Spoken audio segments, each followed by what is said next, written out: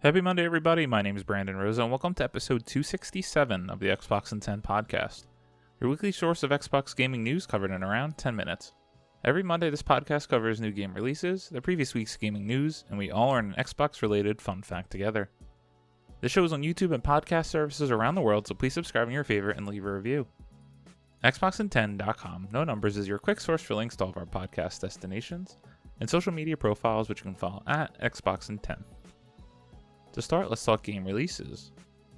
The big game out last week was The First Descendant, and the games coming out this week include Lifeless Moon, Neholbolix Dungeon Master, Sunnyside, Ogre Tale, True Colors A Date with Deception, Alaskan Road Truckers Highway Edition, Busway Islands Puzzle, Neon White, Hamster Playground, Neon White, Prune and Milo, and Parasol Stars The Story of Bubble Bobble 3.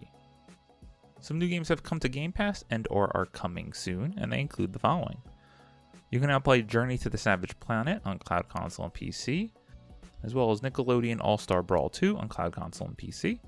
July 9th, you can play Cricket 24, Cloud Console and PC, The Case of the Golden Idol, Cloud Console and PC. Then on July 11th, Neon White, Cloud Console and PC, Tachia, Cloud PC and Series X and S. Lastly, July 16th, you can play Magical Delicacy, Cloud Console and PC, and Flock, Cloud Console and PC. Now on to last week's biggest news stories, and it was a slow news week, but we have 3 to go over. Let's begin. Number 1, Dead Rising Deluxe Remaster announces Xbox Series X and S release date. Tom West at True Achievements writes, if you're looking forward to collecting the Dead Rising Deluxe Remaster achievements, you don't have to wait long, as Capcom has revealed that Dead Rising Deluxe Remaster for Series X and S's release date is September 19th. Last week, Capcom treated us to a surprise announcement for Dead Rising's upcoming remaster, offering us a small glimpse at the reworked fun coming later this year. Now the company has dropped a fresh gameplay trailer filled with zombie killing action, and it looks brilliant. Capcom has proven time and time again that it knows how to knock out a great remaster, and it looks like Dead Rising Deluxe Remaster will be no different. While we'll be following Frank West's exploits in Willamonte, Colorado, in a similar fashion to the original game, this time it'll all play out with 4K visuals and silky smooth frame rates up to 60 FPS. Alongside that, many of the game's character models have been given a fresh coat of paint, including Frank himself, and all characters will have full voiceovers in 9 different languages. As for other exciting new features, while manual saves will make a return, there will also be a new autosave feature. The original game required you to seek out in-game couches if you wanted to save, so this new modern function is a welcome addition. What's more, Frank can aim while moving now, new filters will be available when snapping pictures in games, all NPCs will be fully voiced, and freshened up controls should help the 18-year-old game feel more modern. This is dope. This is one of those first games on Xbox 360 that just blew me away because I loved the movie Dawn of the Dead. So being able to be stuck in a mall with zombies everywhere and you could literally pick up everything blew my mind on 360 at the time. The fact that this is going to be silky 4K 60 and that autosave feature has me actually wanting to go back and beating this game, which I'll have to double check my achievements, but I don't know if I ever actually fully beat it. Number 2, College Football 25 EA Sports shares new details on Dynasty Mode. Taylor Lyles at IGN writes, with roughly 2 weeks to go until College Football 25 is released, EA Sports has finally shared details on fan-favorite Dynasty Mode, detailing all the tools players can access on their quest to build a dynasty in college football. In the new gameplay deep dive, EA Sports revealed that College Football 25's Dynasty Mode will allow you to start as a head coach, or you can have more humble beginning and start as a coordinator and work your way to the top. More interestingly, there are 3 different skill trees broken up into 3 core pillars, which you can read a bit more about below. Motivator, a coach who can motivate their players to play the best. Recruiter, someone who's good at recruiting the top players from each recruiting class year. And Tactician, skilled at boosting player ratings on game day by crafting plays that can assist in winning big games. EA Sports notes that every choice and decision you make will impact Dynasty Mode beyond just recruiting the best players possible, as how you build your staff will impact your program's performance. To add immersion into the game, EA Sports revealed that players who opt to become head coaches will be able to manage their staff during Conference Championship Week, allowing them the option to fire their coordinators within that week-long time frame, with the ability to hire new coordinators during the first week of bowl games, assuming you have a spot open. Like Road to Glory, Dynasty Mode in College Football 25 will also have name, image, and likeness, NIL, deals, and the transfer portal will be critical tools for recruiting purposes as you snatch up talent from high school and current student athletes looking to go to another school.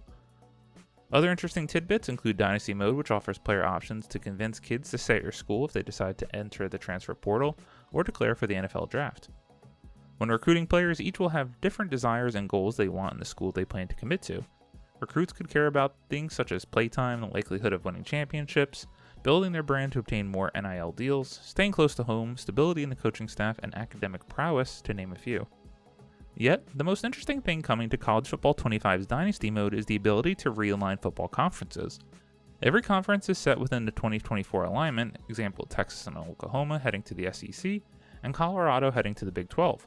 However, players are able to customize conferences. So you could, for example, add the University of Maryland back into the ACC or revive the Pac-12. College Football 25 is headed to Xbox Series X and S on July 19th or 16th for those that purchased the Deluxe Edition. Had to put this in there on a slow news week as this is going to be potentially the number one. Let's be honest, Call of Duty will take that top spot with Black Ops returning. But College Football 25 has a very, very, very strong chance of being the number 2 best-selling game this year. So prepare yourselves. It's 2 weeks away. It's about to take over. And for all those fans of college football, I am very, very happy and excited for you. Number 3. Capcom confirms next Resident Evil is in development, will be led by Resident Evil 7 director. Kat Bailey at IGN writes, with rumors flying that Resident Evil 9 is on the verge of being revealed, Capcom has confirmed that the next entry in the storied survival horror franchise is now in development. Development will be led by Resident Evil 7 Biohazard director Koshi Nakanishi, who confirmed the new sequel in the course of talking about the previous game's mobile release. Quote, it was really difficult to figure out what to do after Resident Evil 7, end quote, Nakanishi said. Quote, but I found it, and to be honest, it feels substantial. I just can't share any details just yet, but I hope you're excited for the day I can, end quote. Nakanishi has a long history with Resident Evil. In addition to Resident Evil 7, which helped revitalize the series in 2017, Nakanishi directed Resident Evil Mercenaries 3D for the Nintendo 3DS, as well as the first Resident Evil Revelations games. Nakanishi also served as a designer on Resident Evil 5. Rumors of a potential Resident Evil 9 reveal have swirled through much of 2024, though Capcom has thus far kept it under wraps. In May, IGN corroborated reports of Resident Evil 0 and Code Veronica remakes. Its most recent releases include the Resident Evil 4 remake and Resident Evil Village, both of which were included as Game of the Year contenders in their respective years. Give me whichever is coming next. Is it Resident Evil 0? Is it Code Veronica? Remakes? Is it Resident Evil 9 proper? I can't wait. It's good to know this. While this isn't really a news story because we certainly knew they were making another game, it's nice to finally have that out there, and now the next step is that teaser trailer. As always, we end our show with a fun fact about Xbox, and this one is more of an unfun fact, but a good PSA for the week. So credit to Sean Carey at your achievements. A reminder, the Xbox 360 store closure is set to delist hundreds of games later this month. The Xbox 360 store does close on July 29th of 2024, so you don't have long to grab any games you want from the storefront before it's shut down forever. Microsoft has discounted over 150 non-backwards compatible Xbox 360 games, and several sales over the past 6 weeks or so. So make sure to check out all of the offers and pick up yourself a bargain or two. These discounts will remain in place until the store closes. A final Xbox 360 sale on non-backwards compatibility games is coming on July 16th. Definitely if you're worried about any games that you wouldn't be able to play on your Xbox One or Series X and S, and might want to plug in your 360 to play something online, go get these games now while you still can. I forget which ones I picked up exactly, but I did buy a few, and I'm going to take one more pass with that final sale on July 16th. The Xbox 360 store, truly the end of an era. Thank you all for listening to the Xbox in 10 podcast, your weekly source of Xbox gaming news covered in around 10 minutes. If you like the show, please subscribe on your favorite podcast service, share with your friends, leave a review, and follow on all social media at Xbox in 10. This past week, did not see this one coming. Recorded the show last Friday, sitting down to finally play a game. Didn't really know what I wanted to play, and my buddy recently restarted Elden Ring, and I have never played a Souls game or anything of the like, and I really never thought I would like it because I don't have much patience. I kind of like fast food combat. I don't like that brutal difficulty in games. And from Friday night, about 7 o'clock, until Sunday, say before House of the Dragon, so 9 o'clock, I logged in 18 hours somehow. I have not been addicted to a game like this in a very long time. I think it speaks to the caliber of this game. This isn't going to be news to most people. This was easily the biggest game of 2022 and won so many Game of the Year awards. And I am just having a surprising blast with this game. It's truly a special game, that exploration, that open world, and not telling you anything or what to do or how to do it. Makes it very convoluted, and I'm really not looking up anything, and at some point I'm sure I'm going to have to start to understand the best tactics and best way to use things, but that time is not yet. So excited to jump back on the sticks this weekend and get some more time in Elden Ring. My name is Brandon Rose. You can follow me on Xbox at Rosa93. Hope you all have a great week. Stay safe and keep on gaming.